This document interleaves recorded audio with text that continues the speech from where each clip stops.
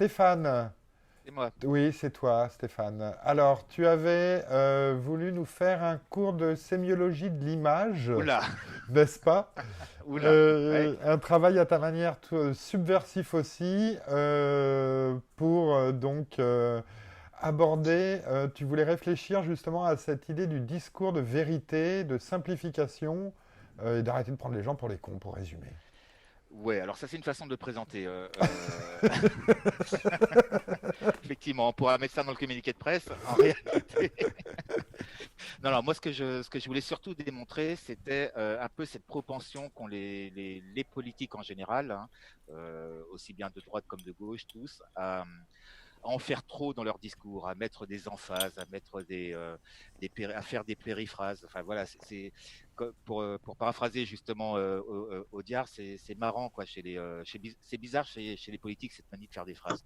Quoi. Dès qu'ils font un discours, dès qu'ils font un discours, ils sont infoutus, quels qu'ils soient. Ils sont infoutus d'aller droit au but, En France? droit au sujet. En France, effectivement, parce que quand on regarde, alors je vais prendre l'exemple du Royaume-Uni, notamment les vœux de nouvelle année de Boris Johnson, là, en tout début d'année, qui était court, qui était direct, ou en gros, bon, qui était très, très anglo-saxon également, en mode We are the best, on va écraser tout le monde, hein, mais qui au moins était péchu, était simple à comprendre par tous, qui voilà, pas de digression, on tourne pas autour du pot, voilà, on souhaite la bonne année. Idem, dans un autre style, beaucoup plus calme et beaucoup plus posé, la reine, son discours le coronavirus. Voilà, pareil, elle a pas fait une demi-heure de discours pour dire ça va être dur, on va souffrir, mais vous verrez, on sera plus. Non, simplement, elle a tenu à rassurer les gens, à expliquer pourquoi ils faisaient ça, ce que ça allait apporter, et dire voilà, tenez le coup, on sera là, on sera à vos côtés. Point. Ça a duré un quart d'heure et elle a fait ça avec une dignité et un calme tout à fait remarquable. Et nous, en France, effectivement, on a une autre tradition. Alors, on C'est peut dire ça peut remonter à régalien, Malraux, ça peut gaulien. remonter à Malraux, à De Oui, c'est Gaulle, ça. etc. Effectivement, qui avait l'habitude de faire des grands discours, mais vraiment emphasés. Et je trouve, ouais, voilà, moi je trouve que c'est très vintage. Tiens, pour rester dans le même esprit que Slovan, c'est très vintage. Ça manque de modernité un petit peu tout ça. Et alors, pour démontrer ça. J'ai pris le discours d'Emmanuel Macron de lundi dernier, hein, Et t'es allé dans la euh, cuisine de Sauvanne pour le dégraisser. quasiment, voilà. Alors, il faut savoir, ouais, il faut savoir que son discours original, tel qu'il a été diffusé, dure 27 minutes et 30 secondes hors générique. Hein. À partir du moment où le président apparaît à l'antenne et le moment où il en sort, 27 minutes et 30 secondes. D'accord. Donc je me suis dit bon bah allez, on va commencer à taper dans le gras, on va enlever voilà tout ce qui est, on va enlever les fioritures, Ça sert voilà à rien. les emphases, les périphrases, les répétitions. Rien que ça, j'ai fait une première version de la vidéo. On va pas la diffuser maintenant parce qu'elle dure encore 20 minutes et j'ai quand même gagné 7 minutes, rien qu'en enlevant le gras. Euh, mais cette vidéo, vous pourrez la retrouver sur le site internet On fait salon et sur la chaîne YouTube. Voilà, on arrive à 20 minutes de discours où on est quand même déjà beaucoup plus focus sur l'essentiel. Phase 2, je me suis dit, bon, après tout, il commence tout son discours par nous rappeler tout ce qu'on sait déjà. Oui, effectivement, on est dans un moment difficile. Oui, il y a du manque. Ça, mais tout le monde le sait. C'est pas la peine de le répéter. Hop, on vire tout ça. Et si on vire tout le début du discours, on tombe à 12 minutes. Et on n'a rien enlevé au fond du discours. Hein. On a toujours les annonces qui vont venir. Voilà, le confinement est prolongé. Voilà. Le Mais signifiant est toujours là. Le sens, le le signifiant, substrat, la absolument. moelle est là. T'as rien enlevé. Exactement, le 12 fond est minutes toujours sur là et on 27. arrive à 12 minutes, donc on a déjà réduit de plus de la moitié hein, par rapport à la version initiale. Et puis phase 3, je me suis dit, bon, il y a encore un petit peu de trop, il y a encore un petit peu de, voilà, de cirage de pompe des professeurs, des enseignants, des machins, ce qui est très bien, il faut le faire, je dis pas je dis pas qu'il faut pas le faire, mais en l'occurrence, c'était pas le thème, c'était pas le sujet de ce discours. Et si on vire cette partie-là, on tombe à un discours qui dure 10 minutes. 10 minutes et 1 seconde pour être précis. Alors ces versions-là, je le répète, hein, vous les retrouverez en ligne sur le site, on ne va pas les diffuser maintenant. Mais voilà, tout ça pour dire qu'on passe de 27 minutes à 10 minutes. Donc on a viré 17 minutes de superflu, d'inutile, de répétition, et qu'un discours de 10 minutes serait beaucoup plus facilement resté dans l'esprit des gens. En fait, c'est ça qui est important à mes yeux, c'est que euh, ce discours a été beaucoup critiqué justement pour sa durée et puis pour le style aussi un petit peu d'Emmanuel Macron selon certains, donne l'impression d'être un mauvais comédien en lisant son texte. Bon, ça c'est chacun son idée. Mais si on enlève, voilà, si on enlève le gros, il y a les 10 minutes, c'est vraiment les 10 minutes essentielles qu'il reste dans ce discours. Et je trouve que c'est vraiment intéressant de voir la différence. Et je vous engage à aller écouter la version que j'ai mise en ligne. Vous verrez que, pareil, le signifiant, le sens, l'important reste le même. Mais puisqu'on est dans une émission subversive, je me suis dit, allez, soyons fous, faisons la version la plus subversive qui soit, c'est-à-dire la version la plus directe. Celle-ci dure 1 minute, 58 secondes, pour être précis.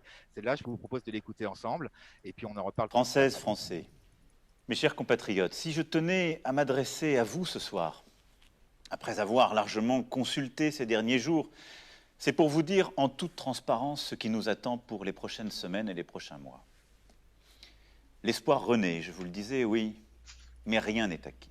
Alors, à quelle échéance dès lors peut-on espérer entrevoir la fin définitive de cette épreuve? En toute franchise, en toute humilité, nous n'avons pas de réponse définitive à cela. Nous finirons par l'emporter, mais nous aurons plusieurs mois à vivre avec le virus. Dans les prochaines semaines, avec toutes les composantes de notre nation, je tâcherai de dessiner ce chemin. Sachons dans ce moment sortir des sentiers battus, des idéologies, et nous réinventer. Moi le premier. Vive la République. Vive la France.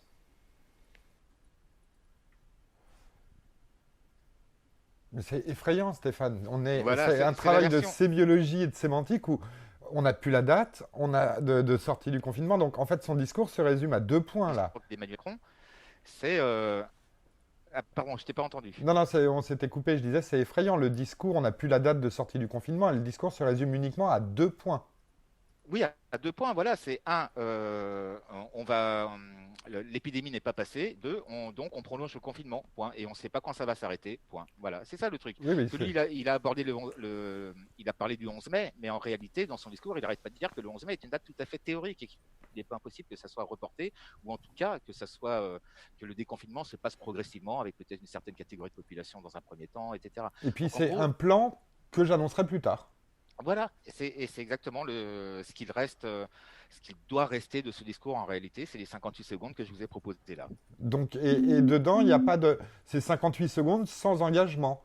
C'est-à-dire Sans que engagement, non, mais le, le seul engagement, c'est qu'il dit voilà, le gouvernement prendra la parole au fur et à mesure qu'on en saura plus pour dire comment on s'adapte et comment on procède. Voilà, donc là, c'est très clair. Le discours, une fois qu'on l'a en effet nettoyé, qu'on l'a bien dégraissé, on a le vrai sens du message. Vos Voilà. réactions, si certains d'entre vous ont des choses à rebondir sur ce discours ou sur la notion du discours en général et de la vérité? Ça me fait penser à. Vous voyez ce que c'est une YouTube Poop ou pas du tout? Point du tout. Et poupe, Alors, ouais. en gros, tu vas reprendre des images de n'importe quoi, un discours, un documentaire, etc. Et tu vas recouper d'une façon pour que ça dise n'importe quoi. Mais genre vraiment n'importe quoi, plus rien n'a de sens. Et il y avait quelqu'un qui avait repris un discours de Chirac et il avait tout recoupé pour que ça fasse le discours le plus absurde du monde où il disait le 16 mars, nous allons sortir en guerre avec des malades du cancer. Et enfin, plus rien n'avait de sens. C'était une espèce de discours avec des espèces d'hommes à moitié zombies qui allaient détruire la France et qui disaient aux gens d'aller se faire enculer. Enfin, c'était très drôle. Et voilà, ça c'est mon discours préféré du coup. C'est une YouTube poupe de Chirac. D'accord, on ira regarder. Enfin, là, pour Ouais, mais Stéphane, donc, là, on change le sens. il a enlevé le gras. Ouais. Là, il Oui, a enlevé oui, le gras. là justement, tu as juste essayé de donner du sens, du moins de faire ressortir le sens du message. Voilà, exactement. Alors, je le rappelle, hein, la vidéo de 58 secondes la version de 58 secondes que j'ai faite, c'est pas, elle pourrait jamais être utilisée, enfin vraiment diffusée par un politique quel qu'il soit. Mais en revanche, la précédente, celle de 10 minutes, celle-là, elle aurait été parfaite. Hein. Mais c'est juste que actuellement, quand tu dis on peut, une majorité du discours ne sert à rien. Alors, moi, je l'ai pas entendu le discours, hein, donc. Et un des seuls parce qu'ils ont explosé l'audience. Hein. Oui. Je n'ai pas écouté non plus. D'accord. Mais en fait, le discours non verbal, c'est-à-dire tout l'enrobage, est important aussi, puisque ce que tu veux, c'est faire passer un message qui ne passe pas que par les mots, qui passe par ton ton de voix, ta prosodie, ta manière d'annoncer les choses. à ta fait. gestuelle, etc. Donc, en fin de compte, le fait d'enrober, le fait de remercier les infirmiers, les machins, les balayeurs, ce que tu veux, on s'en fout, c'est aussi un message qui est tout aussi important que on reste en confinement et on sait pas trop quand est-ce qu'on va sortir. Tu vois, C'est en fait, l'empathie. il y a une part d'hypocrisie. C'est Tu as raison, l'empathie. je dis pas que c'est pas important, je dis juste que ce sont deux messages distincts. Il y a le côté, voilà, merci à tous ceux qui se donnent à fond, et puis il y a le côté, et maintenant qu'est-ce qu'on fait? On devient quoi? Voilà. Ce sont deux messages distincts. Hmm.